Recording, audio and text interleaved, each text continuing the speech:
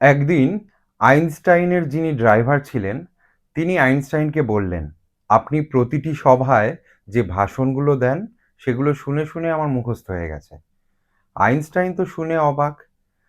তখন উনি বললেন, "বেশ, তাহলে এর পরের মিটিংয়ে যেখানে যাব, তারা আমাকে চেনেন না। তুমি আমার হয়ে ভাষণ দিও, আর আমি ড্রাইভার হয়ে বসে থাকব। এরপরে সেই সভায় তো ড্রাইভার হুবহু আইনস্টাইনের ভাষণ গড়গড় করে বলে গেলেন। উপস্থিত বিদ্বজনেরা তুমুল করতালি দিলেন। এরপর তারা ড্রাইভারকে আইনস্টাইন ভেবে গাড়িতে পৌঁছে দিতে এলেন। হঠাৎই পেছন থেকে এক অধ্যাপক ড্রাইভারকে জিজ্ঞেস করলেন, "স্যার, আপনি ওই আপেক্ষিকের যে সংজ্ঞাটা বললেন না, ওটা আরেকবার সংক্ষেপে বুঝিয়ে দেবেন প্লিজ?" আসল আইনস্টাইন দেখলেন বিপদ, এবার তো ড্রাইভার ধরা পড়ে যাবে। কিন্তু তিনি ড্রাইভারের উত্তর শুনে তাজ্জব হয়ে গেলেন। ড্রাইভার উত্তর দিল, "এই সহজ জিনিসটা আপনার মাথায় ঢোকেনি? আপনি আমার ড্রাইভারকে জিজ্ঞেস করুন, ও আপনাকে বুঝিয়ে দেবে।" এই গল্প থেকে আমরা কি শিক্ষা পাই?